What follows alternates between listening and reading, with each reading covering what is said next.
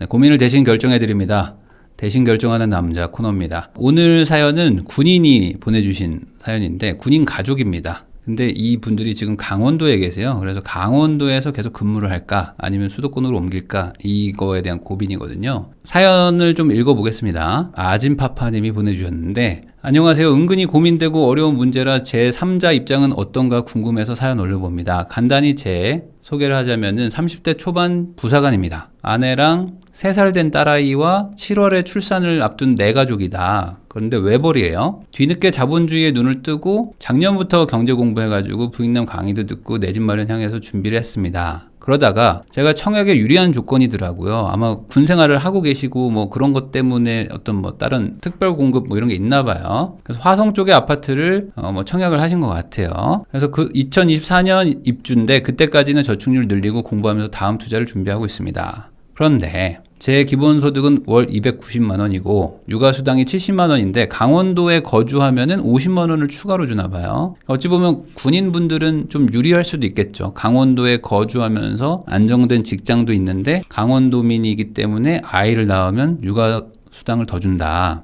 둘째가 태어나면 110만 원을 준다고 합니다. 그러면 육아수당만 거의 180만 원이 되는 거죠. 그래서 이분은 지금 강원도 철원에서 12년째 근무 중이시고 관사 아파트에 살고 있어요. 그러니까 주거비가 안 들죠. 그러니까 수당을 많이 받고 관사 아파트에 살면서 저축도 많이 되는 상대적으로 이런 유리한 상황이죠. 사실 육아수당을 넉넉히 받기 때문에 이 정도 가능하다고 생각합니다. 당분간 가족이 육아에 전념해야 되기에 맞벌이는 힘듭니다. 그런데 저희는 모두 용인 수지 출신이고요. 부모님도 다 용인 수지에 계셔가지고 강원도가 좀 낯설다 이거죠. 근데 철원이니까 철원이면 강원도에서도 가장 최전방 아닙니까? 그러니까 정말 어찌 보면은 좀 산골짜기 관사 아파트에 산다는 걸 좀 감안을 해주셔야 돼요. 근데 애기 병원이나 산부인과 같은 데 가려면은 포천이나 의정부로 나가야 되는데 근데 그거 가는 것만 한 1시간 거리라 이거죠. 그러니까 이런 단점들을 감안하고 지금 살고는 있다. 저도 전방 지역에서 10년 넘게 근무했다 보니까 이제 뭔가 새로운 변화도 좀 필요한 것 같고 그래서 수도권 쪽으로 좀 옮겨볼까 하는데 가려니까 어떻게 되죠?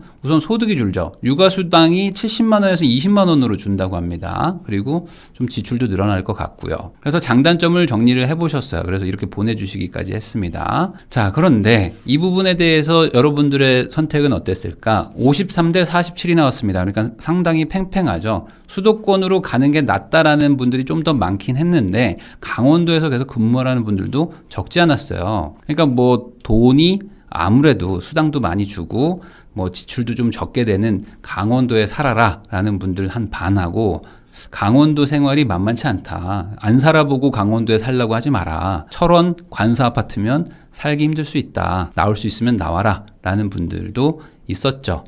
그러면 제 결론은 뭘까요? 사실 간단합니다. 강원도에 있어야 된다. 그러나 제가 벗을 붙였죠.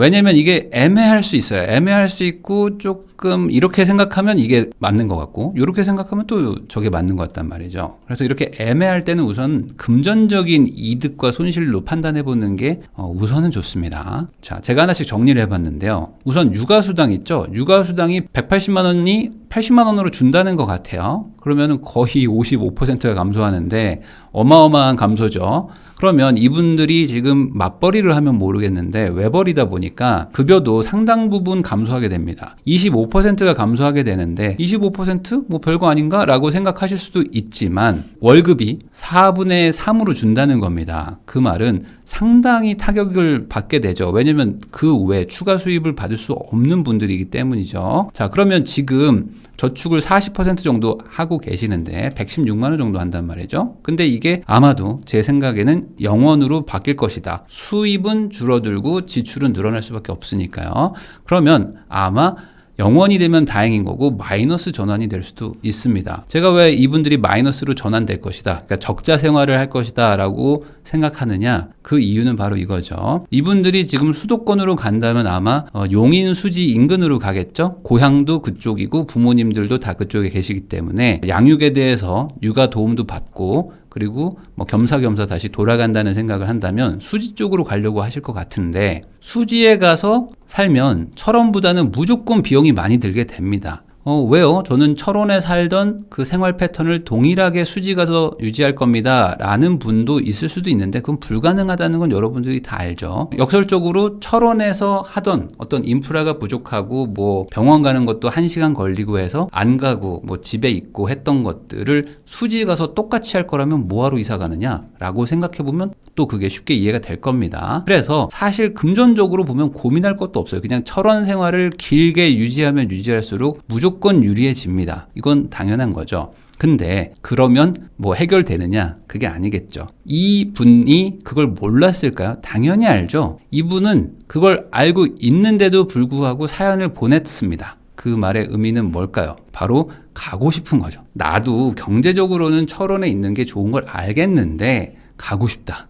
자, 보면 전방 지역에서 10년 넘게 근무하다 보니까 새로운 변화도 필요하다라는 의견을 적어주셨어요. 그럼 이게 뭡니까? 가고 싶다는 거잖아요. 나도 가고 싶고 아마 또 아내분도 힘들겠죠. 이 낯선 강원도 생활이라고 적어주셨는데 이게 그냥 낯선 강원도 생활이 아닙니다. 이 춘천이나 원주에서 사는 게 아니죠. 나름 큰 도시에서 사는 게 아니고 아마 철원에서도 아마 많이 군부대 가까이에 있는 관사 아파트에 살면서 대부분 군인들과 군인 가족들과 생활을 하고 있을 거란 말이죠. 그러니까 정말 힘들 거란 말이죠. 그래서 제가 봤을 때는 이 분들은 정말 이미 철원 생활에 지친 상태가 아닐까 추측이 됩니다. 그래서 저한테 사연을 보내시면서 아마 이걸 기대하신 것 같아요. 저는 수지로 갈 건데요. 가도 되는지 확신을 주세요. 라는 게 아니었을까라고 추측을 해보는데요. 저의 대답은 가지 말라. 냉정하게 들릴 수도 있겠지만 가지 않는 게 좋을 것 같습니다. 아마 이렇게 생각하실 것 같아요. 아니요. 왜요? 저는 용인 수지로 가도 그 인근에 또 관사가 또 있습니다. 그러니까 거기서 거주하면은 주거비가 안 든다. 그리고 고향으로 돌아갈 수 있는데요. 이것만 해도 심적인 안정이 온다. 아내도 지쳤고 나도 지쳤다. 거기다가 양가 부모님이 다 계시기 때문에 육아 도움도 받을 수 있는데 그러면 이거는 단점보다는 장점이 훨씬 많은 거 아닙니까? 라는 생각이 드실 수도 있어요. 그래서 아까 장단점을 정리해 주셨다고 그랬잖아요. 근데 여기 보면은 이 장점 부분 있죠? 수도권에서 근무하는 장점. 철원도 수도권이긴 합니다. 경기도니까. 자, 근데 뭐 용인 수지라고 칠게요. 그러면 인프라를 어느 정도 누릴 수 있다? 이건 장점이 아니죠. 왜냐하면 돈이 있어야지 인프라를 누릴 수가 있는데 금전적으로 돈이 되게 적어지거든요. 그리고 투자 공부하기에도 좋아진다고 적어주셨는데 금전적으로 돈이 없어요. 없게 됩니다. 오히려 적자 생활을 가게 될 확률이 높아요. 그러면 투자 공부를 할 필요도 없는 거죠. 어찌 보면. 네. 그리고 뭐 관사에 살면서 추가 투자가 가능하다고 하셨는데 이것도 현실적으로 어려울 수가 있다. 오히려 이 단점이 훨씬 큰 거죠. 소득이 100만 원이 줄어들고 지출이 늘어나게 되면 실질적으로 저축은 거의 불가능하게 될 것이다. 그리고 더 문제는 이겁니다. 지금 아이가 3살, 1살인데 앞으로 아이가 크게 되면 어떻게 되죠? 생활 유지가 더더욱 안 되겠죠. 맞벌이를 해서 소득을 뭐 급격하게 늘리는 것 아니라면은 지금도 거의 플러스 마이너스 제로 아니면은 이제 적자 왔다 갔다 하는 생활을 할 수밖에 없는데 아무래도 여기서 아이들이 더 커진다? 그러면은 이제 감당이 안 되기 때문에 어차피 이동을 해야 될 수도 있다. 그런데 이 분은 결국에는 저한테 사연 보낸 거는 이것이 아닐까. 도시 생활이 그립습니다. 라는 거 아닐까라는 생각이 들어서 다른 대안을 드려야 될 것 같아요. 근데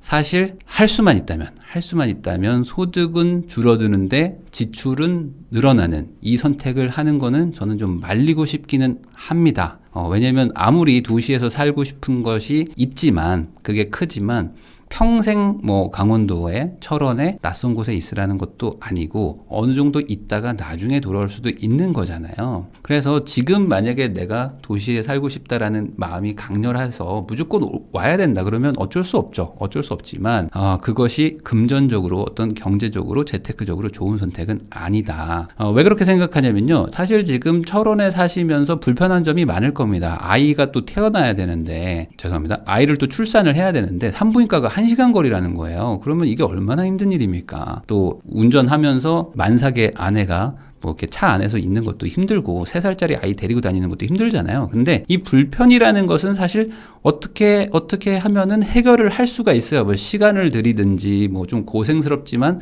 좀 인내심을 발휘하면 해결할 수 있는 문제이긴 하거든요. 근데 이 수입이 감소하는 거 그리고 지출이 증가하면서 어쩔 수 없이 적자 상황에 빠지는 거는 사실 이 두 분이 해결하기가 어려운 문제입니다. 수입을 추가로 뭐 늘릴 수 있는 방법이 마땅치가 않은 상태에서 아이가 한 명 더 태어나기 때문에 지출은 무조건 증가하거든요. 그러니까 아마 뭐 부모님이 돈을 뭐 지원을 해주셔서 해결을 해주시면 모를까, 그게 안 되는 상황이라면 적자로 가는 거는 불가피하다. 근데 그럼에도 불구하고 이분들이 수도권, 뭐 용인 수지 쪽으로 오고 싶으시다면은 그건 이거겠죠. 너무 지쳤다, 너무 힘들다. 그러면 저는 오히려 이걸 반대로 생각해서 기약 없이 여기서 계속 살아야 된다는 거가 너무 힘들기 때문에 반대로 좀 기약 있는 목표를, 단기 목표를 설정하는 게 어떨까라고 약간 좀 중간자적인 좀 제안을 하나 하고 싶은 게 있는데, 뭐 댓글을 달아주신 분들도 많았어요. 근데 이게 있습니다. 이 2024년에 화성시 아파트를 지금 입주하는 걸 분양받아 놓으셨기 때문에 이때까지는 좀 철원에 살아보는 게 어떨까. 그러면 지금부터 2년입니다. 그럼 2년 뒤면은 첫째가 5살, 둘째가 3살이 되는 거죠. 그 정도까지는 한번 우리 부부가 좀 고생스럽지만 이 관사에서, 이 강원도에서 한번 키워보자. 왜냐하면 아이들이 5살까지는 그렇게 어떤 교육적으로 많이 케어가 필요한 건 아니거든요. 그냥 부모님이 잘 케어를 해주셔도 어느 정도 충분히 도시에 있는 아이들과 대비해서 뭐 다르게 가지 않는단 말이죠. 그러면 24년 어찌 보면 딱 맞아요. 그러니까 5살, 3살까지는 강원도에 조금 더 있고 2년 뒤에 아예 화성 아파트에 실거주하러 들어가는 게 오히려 좋을 수 있다. 왜 그러냐면 이 2년 실거주가 되어야 1가구 1주택이 비과세가 됩니다. 양도세 비과세 혜택이 있거든요. 원래는 그냥 2년 보유만 하면 됐었는데 문재인 정부에서 뭐 투기 수요 같은 것들을 좀 막겠다고 하면서 살고 있지 않은 집, 살지 않는 1주택자들도 세금을 내라. 그래서 2년 실거주 의무가 생겼는데 이 제도가 없어지면 모르겠습니다. 2023년이나 24년에 없어지면은 뭐 그냥 다른 데로 가셔도 되지만 이게 계속 살아있다고 하면은 사실 2년 실거주를 해서 비과세를 받는 게 상당히 유리할 수 있거든요.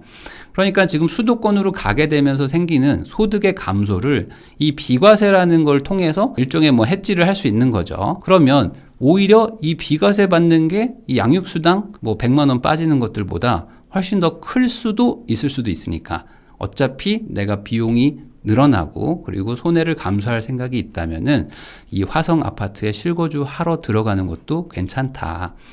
근데 이제 문제가 있죠. 왜냐면 화성은 이제 우리 부모님이 사는 용인 수지하고는 조금 거리가 있을 겁니다. 화성이 워낙 넓어서 어디에 분양받으셨는지는 모르겠지만 아마 뭐 병점이나 뭐 이쪽 동탄 쪽이 아니라 말 그대로 이제 화성시 메인 쪽에 있으실 것 같아요. 그러면 이쪽에서는 결국에 아내와 남편 둘이서 육아를 할 수밖에 없는 거죠. 부모의 도움을 받기가 쉽지는 않으니까. 그러면 이거는 부부의 성향과 상황을 봐야 될 것 같아요. 아이 둘 키우는 거 너무 쉽던데요? 라는 분들도 있고 아이 3명 키우는 거 너무 재밌어요? 라는 분들도 있지만 어떤 분들은 하나 키우는 것도 미칠 것 같다고 말하는 분들도 많거든요. 그러니까 이거는 결국 부부마다 다른데 뭐 감당 가능하다고 하면은 저는 화성 아파트 가는 걸 추천을 가장 드릴 수밖에 없을 것 같고, 아니요, 저는 하나 키우는 것도 너무 힘들었는데 지금 둘째가 또 나온다? 저 솔직히 감당할 자신이 없습니다. 그러면 어쩔 수 없을 것 같아요. 그러면 누군가의 도움은 받아야 되는데 남편분이 외벌이에다가 군 생활을 하시게 되면 뭐 훈련이라든지 집을 비우는 기간이 분명히 있을 겁니다. 그럴 때 아내분이 버티기가 힘들죠. 특히 또 철원이니까 가장 최전방이니까. 그러면 어쩔 수 없이 용인 수지 쪽 인근에 뭐 관사를 얻을 수 있는 방향으로 좀 선회를 하셔가지고 이사 가신 다음에 양가 부모님에게 육아 도움을 받는 거를 뭐 할 수밖에 없을 것 같습니다. 이거는 뭐 적자가 나는 상황이 나오더라도 감수할 수밖에 없는 거죠. 뭐 안 되는 걸 어떡하냐 이거죠. 그렇지만 이런 선택을 만약에 하더라도 딱 2년 정도만 관사 생활을 하시고 24년에 화성 입주할 때 뭐 전세를 주신다고 하셨는데 전세 주는 것보다는 차라리 그냥 실거주를 하는 쪽으로 생각하는 게 좋을 것 같아요. 얼마를 분양받으셨는지 모르겠지만 뭐 30평대가 뭐 한 4, 5억대를 받으셨지 않을까. 아마 4억대? 3억대 후반? 요 정도를 분양받으신 것 같은데 그 정도면은 충분히 대출로 어떻게 해볼 수도 있는 부분이 있거든요. 그러니까 그런 쪽으로 실거주 할 수 있는 방향을 최대한 생각을 해보시고요. 그리고 실거주 하면서 어떻게든 맞벌이 계획도 미리 미리 세우셔야 될 것 같습니다. 아무래도 수도권 안에서 부사관, 외벌이로 아파트를 유지하고 추가적인 투자를 하는 게 쉽지는 않습니다. 거기다가 아이가 둘이죠. 그래서 제가 항상 하는 이야기지만 아이는 절대로 공짜로 크지 않는다. 그러면 지금 1명 있을 때와 2명 있을 때는 금전적 부담이 엄청나게 늘어납니다. 그리고 맞벌이 할 수 있는 확률도 확 낮아지죠. 그러니까 앞으로 사실 금전적으로 되게 산 넘어 산의 상황에 있다는 거는 뭐 어쩔 수 없는 거예요. 그러니까 이거를 인정을 하고 앞으로 내가 최대한 조금 버틸 수 있고 참을 수 있다면 참아서 조금이라도 더 투자금을 늘려놓고 이걸 가지고 미래를 좀 대비하겠다. 미래를 도모하겠다라고 생각하는 게 좋을 것 같습니다. 아무쪼록 현명한 선택을 잘 하시기를 바라고 부부가 어디까지 감당할 수 있는지 이걸 좀 이야기를 많이 해보셔야 될 것 같아요.